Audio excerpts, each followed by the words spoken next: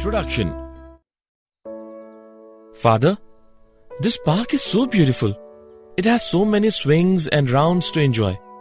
My friends also come here daily. I know that you must like this park. That's why I brought you today here. Thank you, Father. Most welcome, son. Suddenly, earthquake occurs. Are you alright, son? Yes, Father. I'm okay.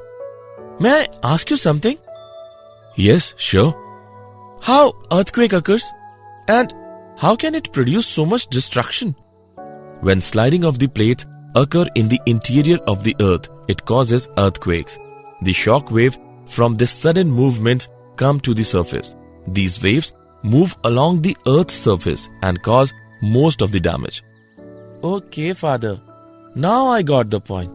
And I want to know more about these waves. Okay, son. I will tell you. Children, today we will study more about the wave.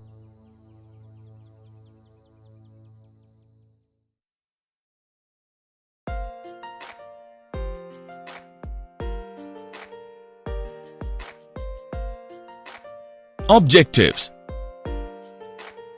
At the end of this lesson, you will be able to define wave motion, differentiate transverse and longitudinal waves, evaluate displacement relation in a progressive motion, calculate speed of a traveling wave, understand superposition of waves, know about reflection of waves, define stationary waves, understand beat, analyze Doppler effect.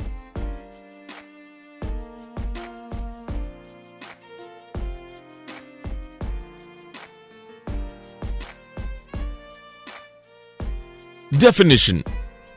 By means of waves, transferring of energy is possible without bulk motion of matter. Wave motion may be defined as a form of disturbance which is due to the repeated periodic vibrations of the particles of the medium about their mean positions, and the motion is handed over from one particle to the other without any net transport of the medium. A stone is dropped in the water. A boy talking with someone. Earthquake are some examples of wave motion. In this chapter, we shall study about mechanical wave motion. Mechanical waves can be produced and propagated only in those material media which possesses elasticity and inertia. These waves are also called elastic waves.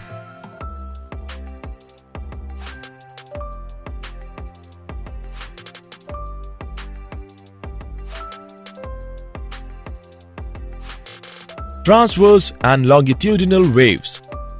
A transverse wave is the wave in which all the medium particles perform simple harmonic motion about their own mean equilibrium position in a direction perpendicular to the direction of wave propagation. Longitudinal wave motion is that wave motion in which the individual particles of the medium execute simple harmonic motion about their mean positions along the direction of propagation of the wave.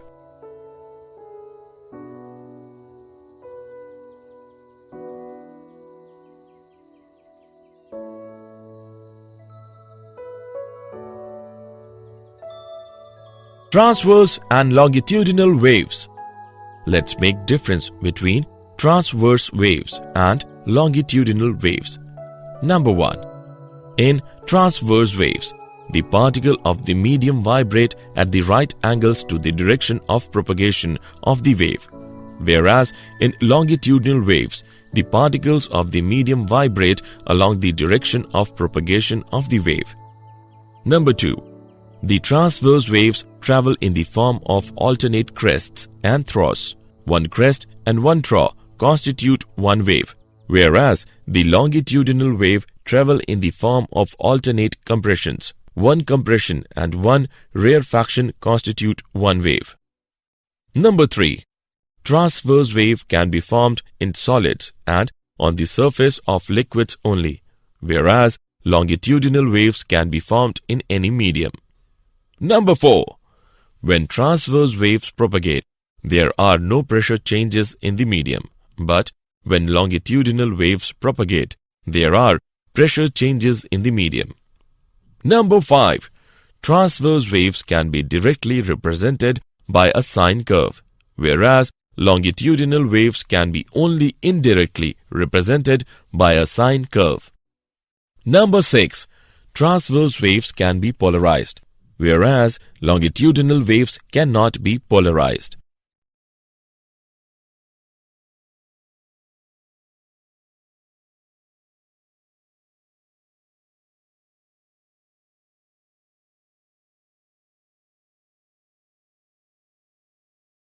Displacement relation in a progressive motion. A displacement time function at every instant gives the shape of the wave at that instant. It also describes the motion of the constituent of the medium at that location.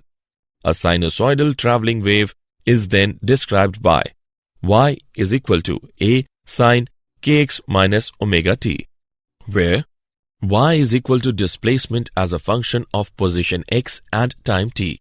A is equal to amplitude of a wave. Omega is equal to angular frequency of the wave. K is equal to angular wave number. Amplitude. A represents the maximum displacement of the constituents of the medium from their equilibrium position. It is called the amplitude of the wave. Wavelength. The minimum distance between 2 points having the same phase is called the wavelength of the wave, usually denoted by lambda. For simplicity, we can say that the wavelength is the distance between two consecutive crests or troughs in a wave. Period. The period of oscillation of the wave is the time it takes for an element to complete one full oscillation.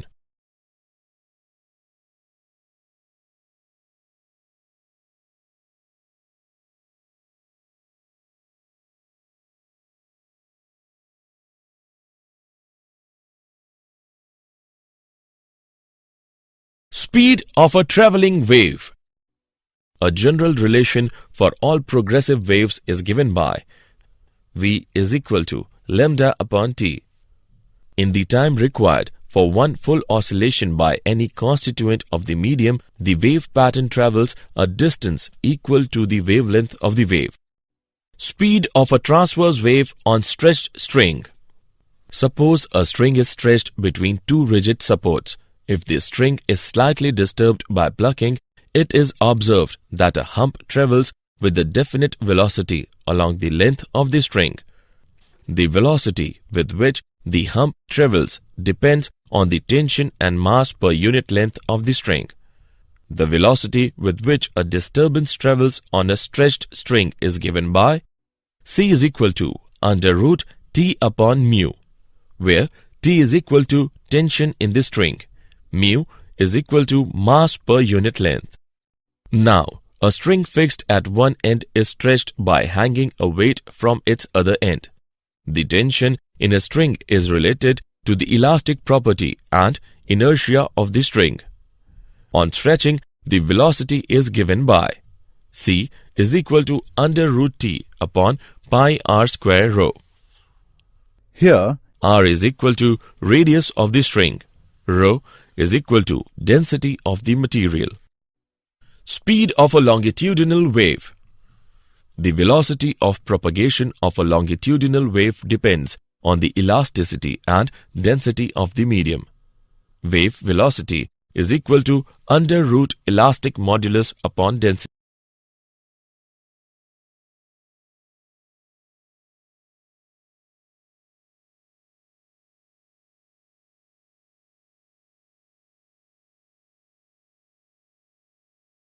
Principle of superposition of waves. Principle of superposition of waves states that the displacement due to a number of waves acting simultaneously at a point in a medium is the vector sum of the displacement vectors due to each one of them acting separately. Let us take an example. Consider two pulses approaching each other. When the pulses cross each other, they combine to produce a resultant pulse. After crossing each other, they again begin to travel independently as if nothing had happened. This gives rise to the following three important cases of superposition of waves. Number 1. Two waves of the same frequency move with the same velocity in the same direction. This gives rise to the phenomenon of interference of waves. Number 2. Two waves of identical frequencies and amplitudes travel along the same path with the same speeds in the opposite directions. This gives rise to stationary waves. Number 3. Two waves of slightly different frequencies moving with the same velocity in the same direction gives rise to the phenomenon of beat.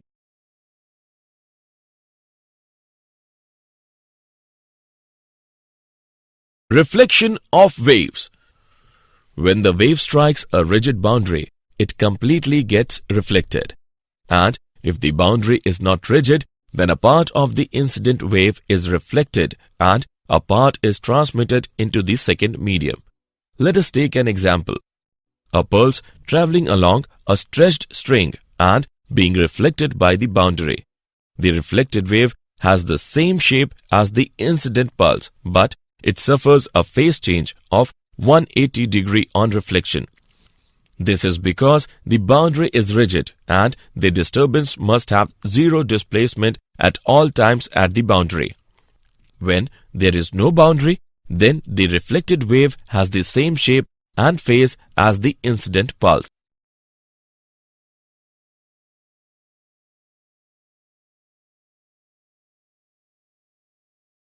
Stationary waves. The resultant wave formed by the superposition of two similar progressive waves traveling in opposite direction is called a stationary wave. Antinodes. At some points, the displacement is always maximum compared to other points. These points vibrate with maximum amplitude and are called antinodes. The separation between successive antinodes is lambda by 2. Nodes. At some points, the displacement is always zero. These points, which are always stationary, are called nodes. The separation between successive nodes is lambda by 2. It is observed that the separation between a node and adjoining antinode is lambda by 4.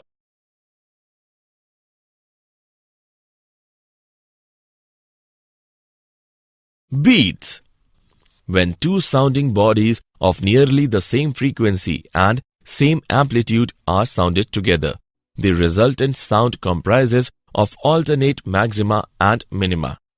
The phenomena of alternate waxing and waning of sound at regular intervals is called beats. Let's see an example. There are two harmonic waves, one of frequency 12 Hz and the other of frequency 10 Hz. When they superimpose on each other, they give rise to beats of frequency 2 Hz. The number of beats heard per second is called beat frequency. Beats are heard only when the difference in frequencies of two sounding bodies is not more than 10. This is due to persistence of hearing. The time from each loud sound to the next loud sound is called one beat period.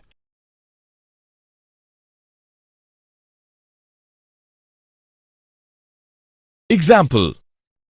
Let's take an example of beat. A tuning fork and an air column at 51 degrees Celsius produce 4 beats in 1 second when sounded together. The same tuning fork produces 1 beat per second when the temperature of the air column is reduced to 16 degrees Celsius. Determine the frequency of the tuning fork. Let's see the solution. When the temperature of the air column is decreased, the speed of the sound in the air column is decreased.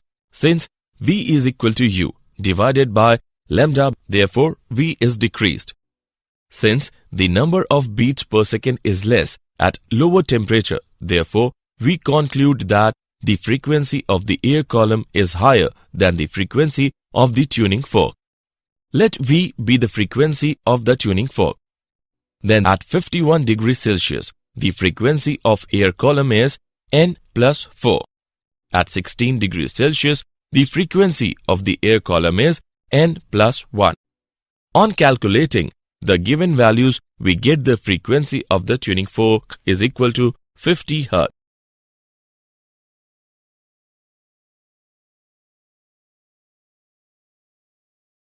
Doppler's effect. The apparent change in the frequency of sound when the source of sound, the observer, and the medium are in relative motion is called Doppler's effect. Let us now discuss the apparent frequency of sound in different cases. Case 1. Source in motion, observer at rest, medium at rest. Suppose the source and the observer are separated by distance v, where v is the velocity of sound. Let nu be the frequency of sound emitted by the source. Now, the source starts moving towards the observer with velocity vs. It gives nu dash is equal to v upon lambda dash. On calculating, we get nu dash is equal to v upon v minus vs multiplied by nu. So, as the source of sound approaches the observer, the apparent frequency nu dash becomes greater than the true frequency nu. If the source is receding away from the observer, then the apparent frequency is given by nu dash is equal to v upon v plus vs multiplied by nu. Case 2. Observer in motion, source at rest, medium at rest. Observers move towards source with velocity v0. In 1 second, the observer receives waves occupying the space is equal to v plus v0. Number of waves in unit distance is equal to nu upon v. Number of waves in distance v plus v0 is equal to nu multiplied by v plus v0 upon v. Apparent frequency nu double dash is equal to v plus v0 upon v multiplied by nu. If the observer is moving away from the source, then the apparent frequency is given by nu double dash is equal to v minus v0 upon v multiplied by nu. Case 3. When both the source and the observer are moving towards each other. When both the source and the observer move towards each other, then apparent frequency is given by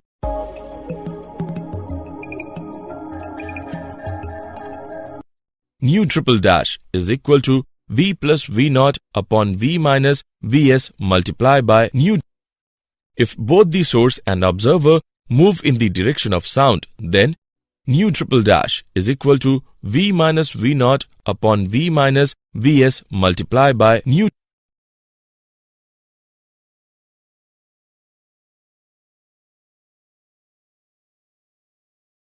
Did you know? A mechanical wave is the disturbance produced in a material medium that transmits energy and momentum by traveling in the medium with a definite speed without any change in its own nature. As wind passes over the water's surface, friction force is to ripple. The strength of the wind, the distance the wind blows, that is fetch, and the length of the gust, that is duration, determines how big the ripples will become. During storms, the combination of low air pressure and onshore winds may produce a storm surge that raises the water level at the shore many meters above normal sea level.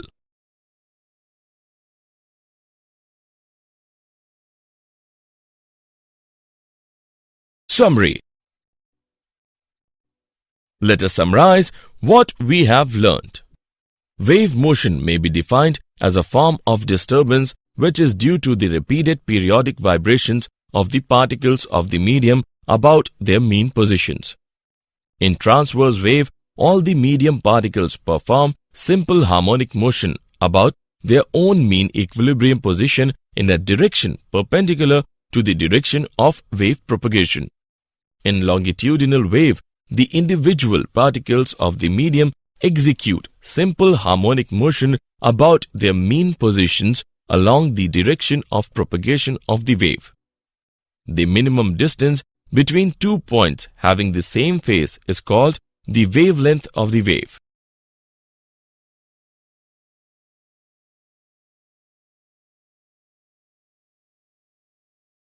The velocity of propagation of a longitudinal wave depends on the elasticity and density of the medium. The displacement due to a number of waves acting simultaneously at a point in a medium is the vector sum of the displacement vectors due to each one of them acting separately.